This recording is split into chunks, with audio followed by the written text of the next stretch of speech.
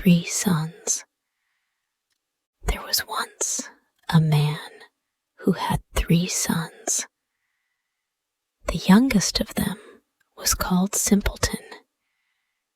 He was scorned and despised by the others and kept in the background. The eldest son was going into the forest to cut wood, and before he started, his mother gave him a nice, sweet cake and a bottle of wine to take with him, so that he might not suffer from hunger or thirst.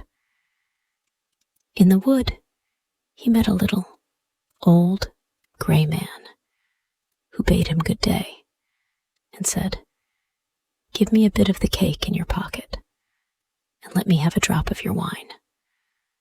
I am so hungry and thirsty." But the clever son said, "If I give you my cake and wine, I shan't have enough for myself. Be off with you." He left the little man standing there and went on his way. But he had not been long at work, cutting down a tree, before he made a false stroke and dug the axe into his own arm, and he was obliged to go home to have it bound up. Now, this was no accident. It was brought about by the little gray man.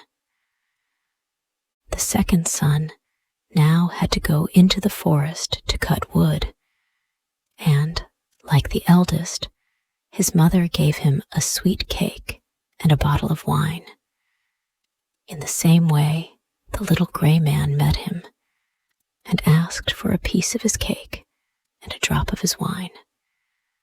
But the second son made the same sensible answer. "If I give you any, I shall have the less for myself. Be off out of my way." And he went on. His punishment, however, was not long delayed. After a few blows at the tree, he hit his own leg and had to be carried home.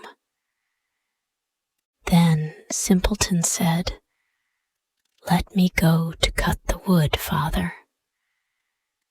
But his father said, "Your brothers have only come to harm by it. You had better leave it alone. You know nothing about it." But Simpleton begged so hard to be allowed to go that at last his father said, "Well, off you go then. You will be wiser when you have hurt yourself." 2 men look at the tree. There stands an old tree. Cut it down, and you will find something at the roots. His mother gave him a cake, which was only mixed with water and baked in the ashes, and a bottle of sour beer. When he reached the forest, like the others, he met the little gray man, who greeted him and said, "Give me a bit of your cake and a drop of your wine. I am so hungry and thirsty." Simpleton answered, "I only have a cake baked in the ashes and some sour beer. But if you like such fare, we will sit down and eat it together." So they sat down. But when Simpleton pulled out his cake, it was a sweet, nice cake, and his sour beer was turned into good wine. So they ate and drank, and the little man said, "As you have such a good heart and are willing to share your goods, I will give you good luck. There stands an old tree. Cut it down, and you will find something at the roots." The crowd of people run along. So now there were 7 people running behind Simpleton and his goose, So saying, he disappeared. Simpleton cut down the tree, and when it fell, lo and behold, a goose was sitting among the roots, and its feathers were of pure gold. He picked it up, and taking it with him, went to an inn, where he meant to stay the night. The landlord had 3 daughters, who saw the goose, and were very curious as to what kind of bird it could be, and wanted to get one of its golden feathers. The eldest thought, there will soon be some opportunity for me to pull out one of the feathers. And when Simpleton went outside, she took hold of its wing to pluck out a feather. But her hand stuck fast, and she could not get away. Soon after, the second sister came up, meaning also to pluck out one of the golden feathers. But she had hardly touched her sister when she found herself held fast.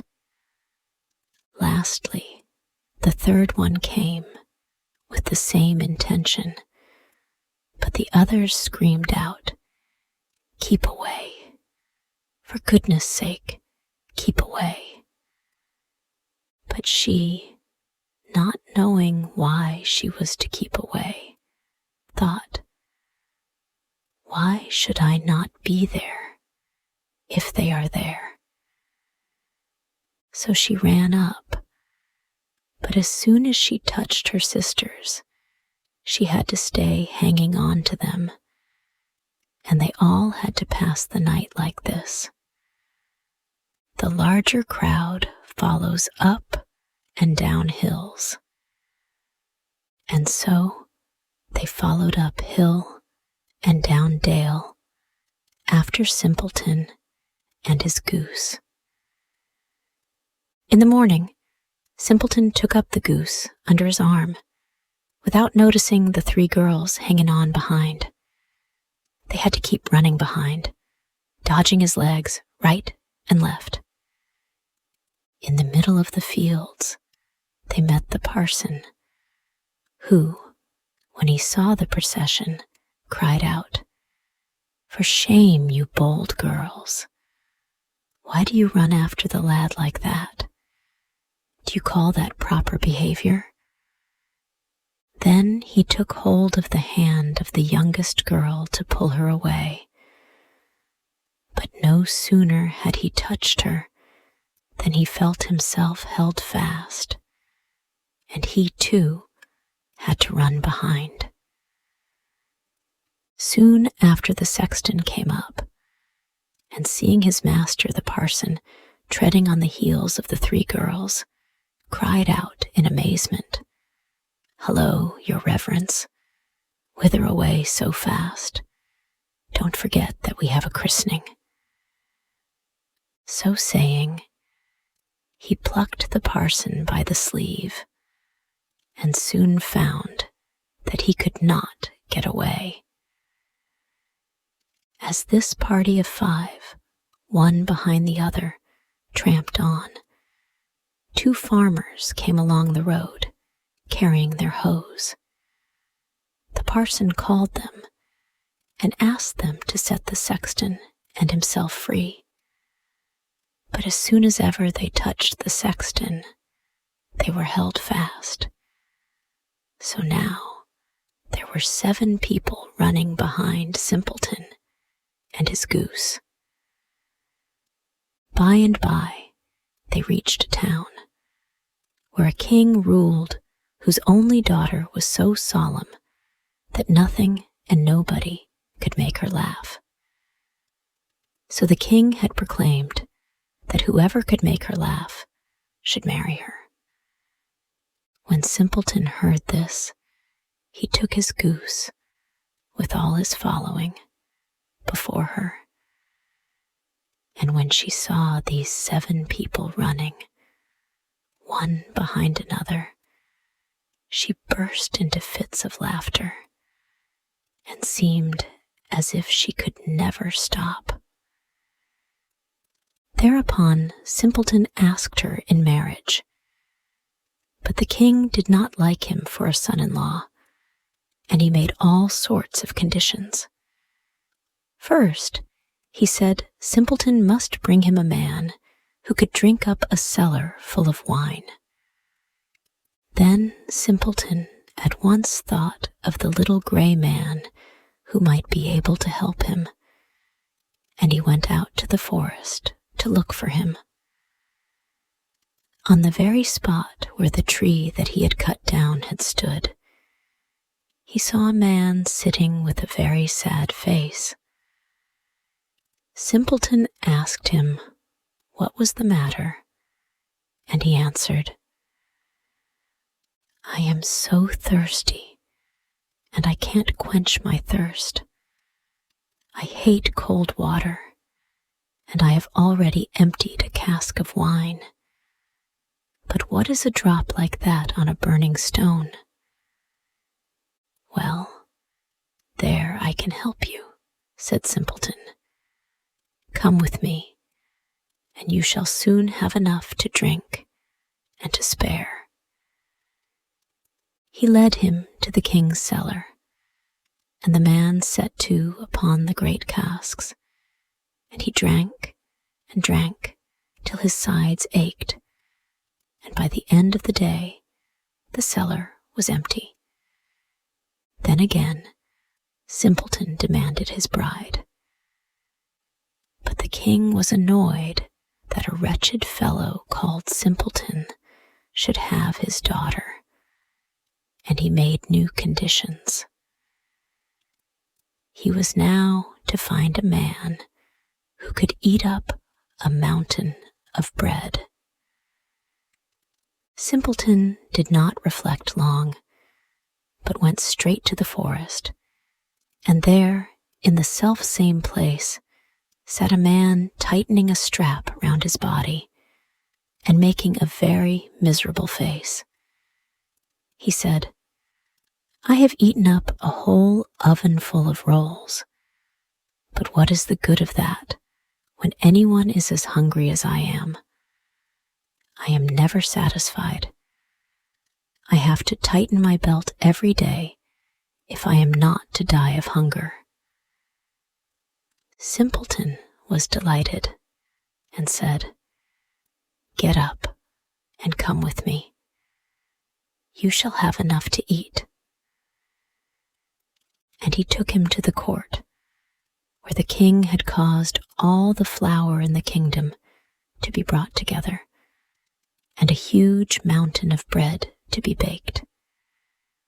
The man from the forest sat down before it and began to eat, and at the end of the day the whole mountain had disappeared.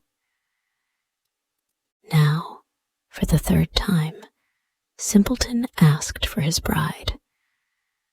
But again the king tried to find an excuse and demanded a ship which could sail on land as well as at sea. "As soon as you sail up in it, you shall have my daughter," he said. Simpleton went straight to the forest, and there sat the little gray man to whom he had given his cake. The little man said, "I have eaten and drunk for you, and now I will give you the ship too. I do it all because you were merciful to me." Then he gave him the ship, which could sail on land as well as at sea, and when the king saw it, he could no longer withhold his daughter.